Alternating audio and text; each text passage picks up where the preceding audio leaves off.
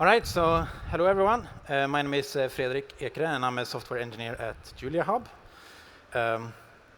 And today I will discuss a little bit about the logistics behind the package manager.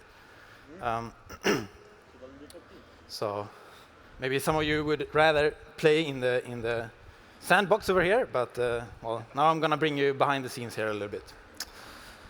All right, so just to give some context for this talk, so there have been many talks in previous JuliaCons about the package manager, and in 2018, the current iteration of the package manager were introduced by Christopher and Stefan.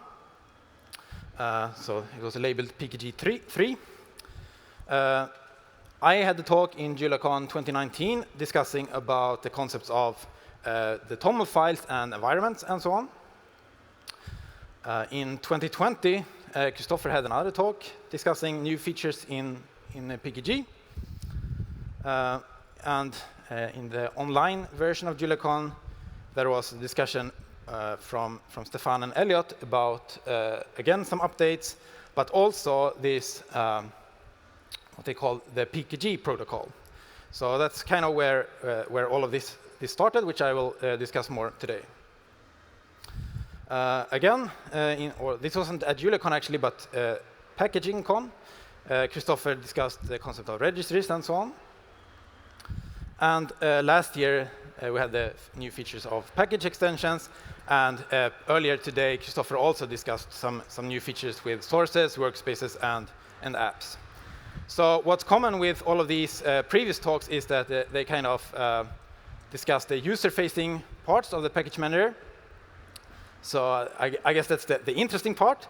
But what hasn't really been discussed up until today, I guess, is what happens behind the scenes. So basically, what happens when you add a package or when you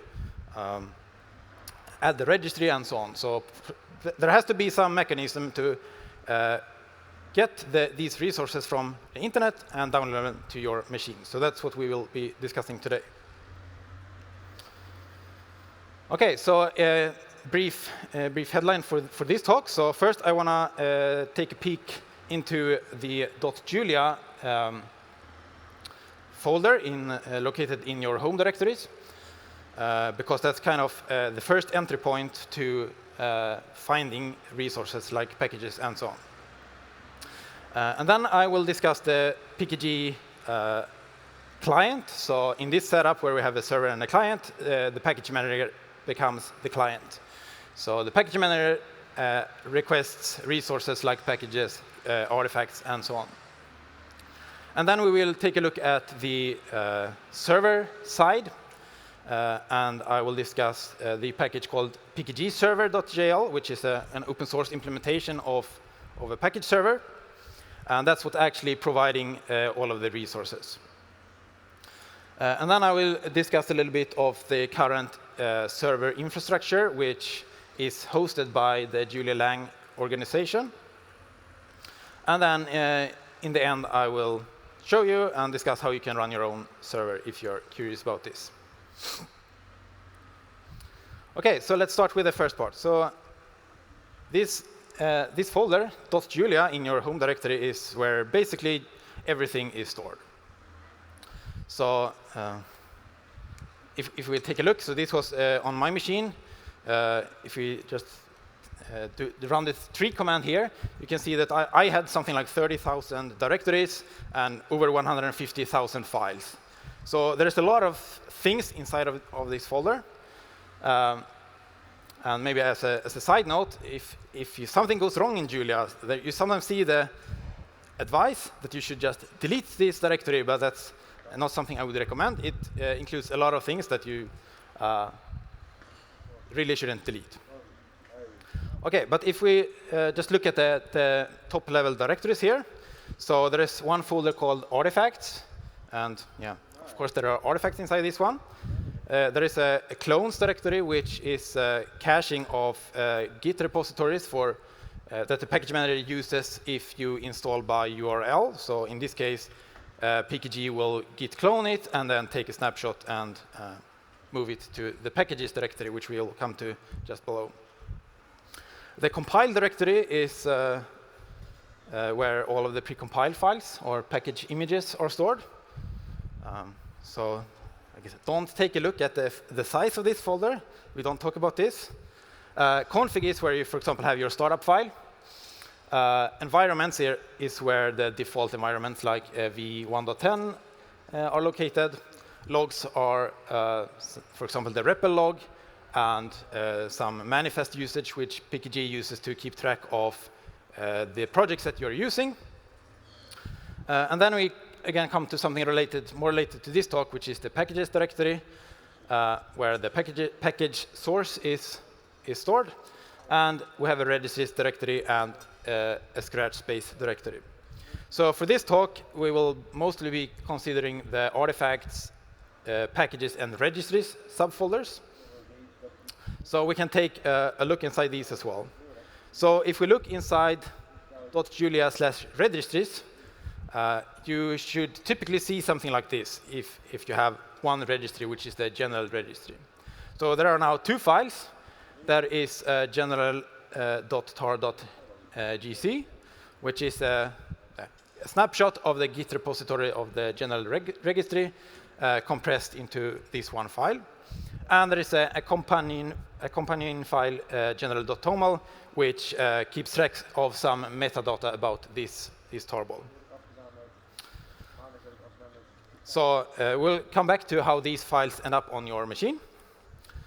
But we can take a look into this metadata file, general.toml. So it includes a file or a key called git3sha, and I removed this here, but it's just a SHA.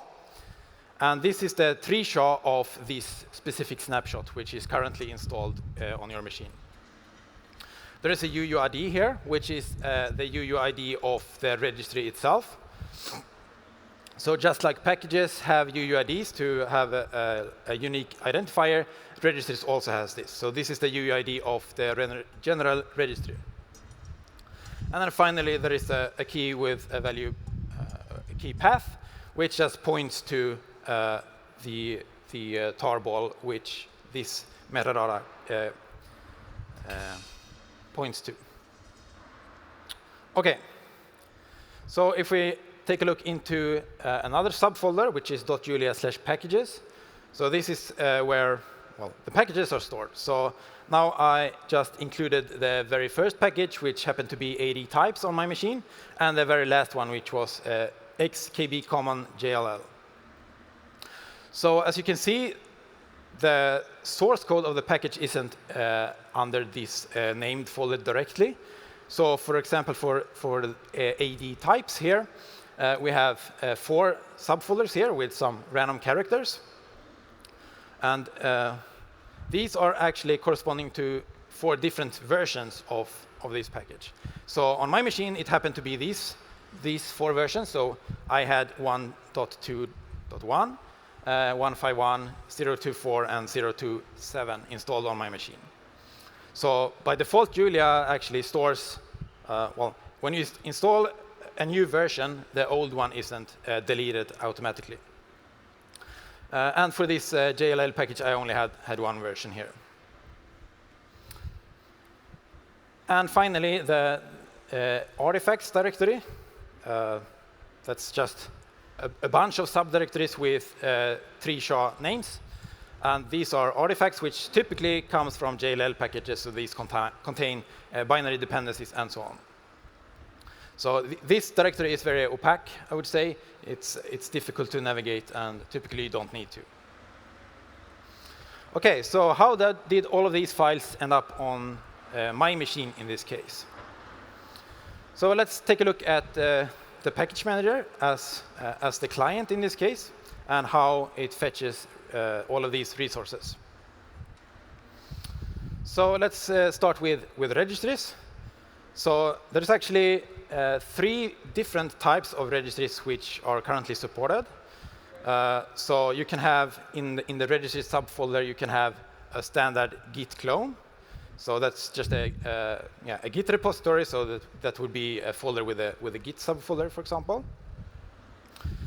Typically, this is something you will have if you have, for example, a private registry or something that you that you have cloned yourself.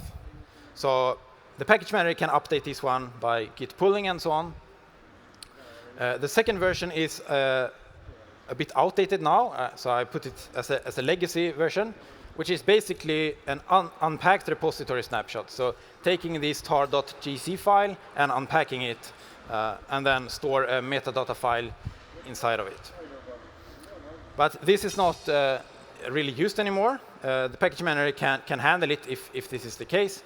But the new way, which also was discussed in Christopher's talk before, is to keep the repository compressed. So we just have one single file, which in the previous talk they mentioned it's around 7 or 8 megabytes. And the package manager will decompress this and read this on the fly, read it into memory. So this is the default option since Julia 1.7. And especially for slow file systems, this has been a huge improvement because there is just one file. Previously, we had to unpack the registry. And while it's much better now in the Julia 1.0, there is still 4 files per package. And as you've seen in some other talks, the number of packages are constantly growing. So this new setup only uses these 2 files, which is pretty nice. All right, but how did we end up with these files? So the client will talk to the package server. So by default, there is an endpoint called /registries. And if you request this one, then you get a response from the package server with a list of registries. So in this case, I have 2. So for example, registry with UUID A and another one with UUID B. And they also include the SHA of the latest or the current snapshot. So the response here is really signaling to the client, these are the registries I know about, and this is the latest version. So the default package server, which you can find on Pkg.jl, only provides a single registry, which is the general one. So this is how you can reach this one, and you get some output with a UUID and a 3 SHA. So the process looks something like this, and I hope you can see this. So what happens when we run Pkg update or Pkg registry update? So the first thing that happens is that we request this endpoint, so /registries, and then we get back a list of registries that the server knows about and the SHAs. And then we look up, or we match the SHA of the server with the SHA that we have locally. So we can go back here. If you remember, in the registries folder, we have the metadata file here. And here we store the SHA of the version that we currently have. So if this one is the same as what's in there or what's provided by the server, then we are done, because then there is no newer version to download. So that's the happy path. Then it's just a small request, and then we're done. If the SHA is different, that means that there has been an update on the server side, and there is a new registry version that we should download. So in the response, if we go back here, in the response you get the new endpoints that you should download from. So we can do that. We send another request to /registries with the UUID and the SHA, and we get back a tarball of the registry. And then we just need to update the metadata file general.toml, and then we're done. So this is the flowchart of updating the registry. So it works similarly for packages. So there is a server endpoint, which is /package /UUID /SHA1. So the UUID and, for the packages and the SHA1 for each specific version, they are available in the package registry. So that's something that the package manager finds there. And when we request this endpoint, the server responds with, again, an archive or a tarball with the package source code. And then we just need to unpack this one into the correct folder, so .julia/packages/name, and then we have these random characters that we saw before, which is called a slug. And the slug is basically a hash of the UUID and the tree SHA. So for example, to download the example package at version 0.5.3, this is the request that you would have to do. So this is the UUID of the example package, and this is the tree SHA of the latest version. All right, so again, OK, the header is wrong here. This is about fetching packages. So the flowchart is similar, or it's a little bit simpler, actually, because we don't need to do double requests to the server as for registries. But if we add a specific version, so for example, here I'm adding example at 0.5.3, then we can look up the UUID and the SHA in the registry. We can compute this slug, and then we can check, does this one already exist on my machine? And in the happy case, it does, and then we are done. We don't need to download it again, because maybe we have used the same version in another project. So that's great. Otherwise, we request from the server from this endpoint, and then we unpack it into this folder. OK, and then finally, for artifacts, it's basically the same. Artifacts are defined by a tree SHA, and the endpoint is simply artifact/this SHA. And it's something that you look up in the artifacts toml file. And maybe it's a bit interesting, but this one is located inside of the package source. So we have to download all of the packages first in order to then request all of the artifacts. All right, so I will speed up a bit. So this is basically the same. If it already exists, we don't need to do anything. OK, so then let's take a quick look at the other end of this process. So the package server is an open source implementation of of the server component in this protocol. And it's built it's a Julia package, and it's built on top of Http.jl. So it only uses HTTP 1.1. But we have configured it with Nginx as a reverse proxy with TLS termination. And package servers again talk to something called the storage server, which stores everything. But I will not go into much detail here. So it, by default, has a couple of endpoints. So I've discussed the first ones here. You can look at the other ones here, /meta, which is some metadata about the server itself. And there is a /metrics endpoint, which provides Prometheus metrics. And if you're curious about that, I have another talk on Friday about this.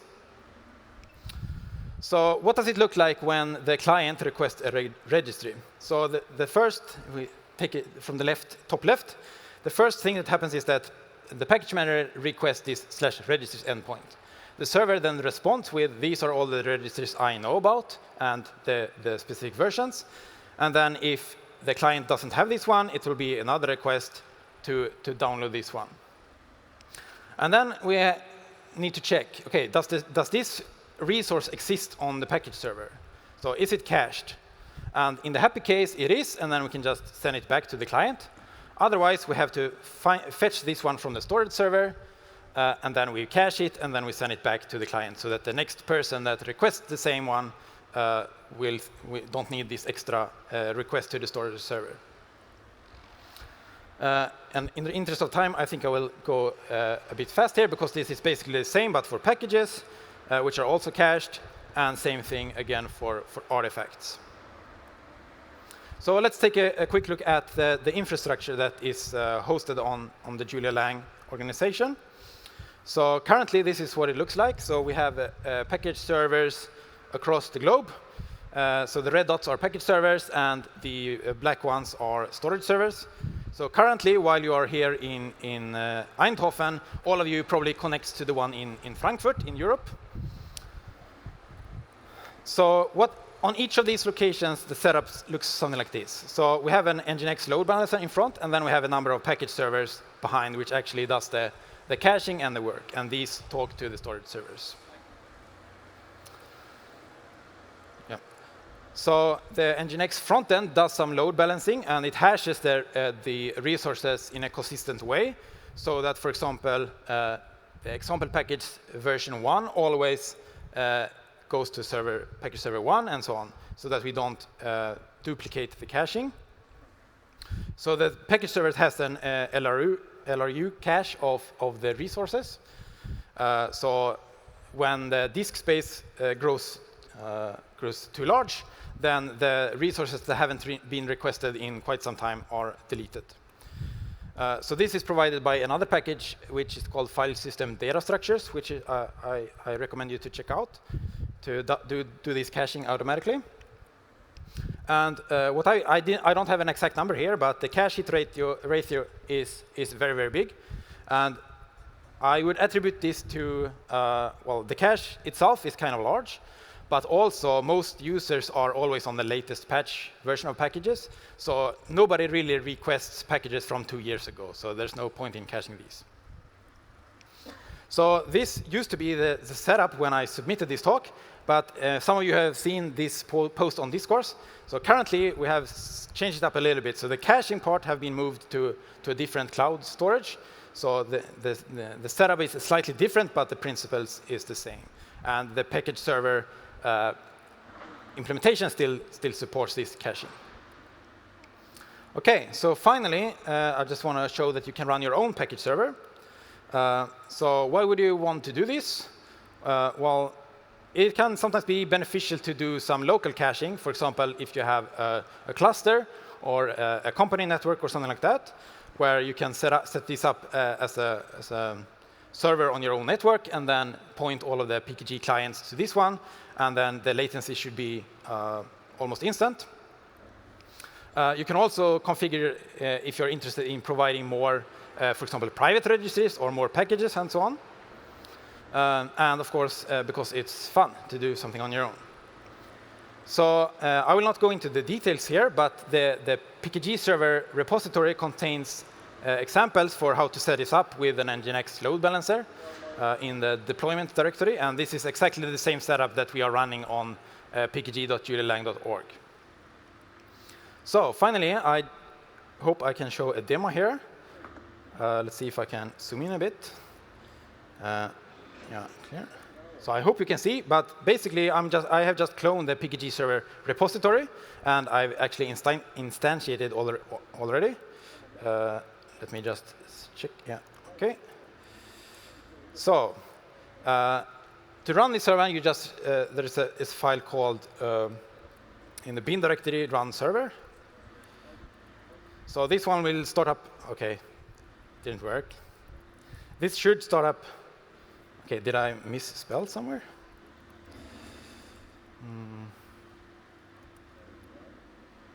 OK, I will skip this one. But that should start your own server. And then you can point at it by setting the environment variable Julia Pkg server. And then you will have a server running on your own machine. So then your machine will do all of the caching. Kind of stupid, perhaps, because the .julia folder already has all of this caching. But yeah, it's something I can do. All right, so that was my talk. And thank you for listening.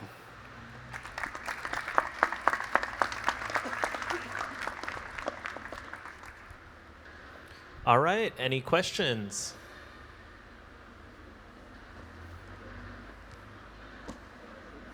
Hello, thanks. Beyond caching, there's a natural progression into differential updates. Is there any thoughts on that?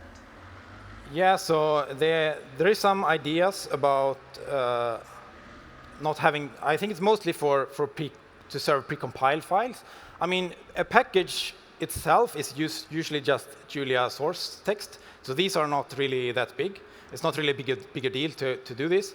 But as I mentioned, the .compile directory is getting quite large because it contains the compiled code for all the packages. And right now, this is something that has to be generated on the user's machine. But there is some discussion on how to do this on the server side and then download like a diff of what you need. So basically, the Pkg client would then say, OK, this is what I have, and the server side would compute like a diff and send that back. But I think it would be mostly useful for precompiled files, because like the packages itself isn't really that huge.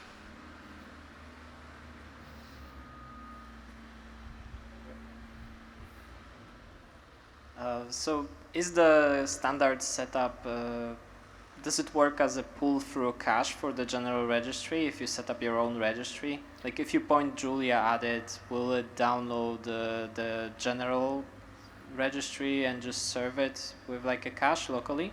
Yes. So by default, the only registry. Yeah. So in this, maybe I can switch to it. I think I have it here. So if you go to this repository, there is a deployment directory here, and the configuration that is currently here will just serve the general registry. So if you want to have other registers as well, you might have to do some configuration, and yeah. But that's the default registry. Yeah.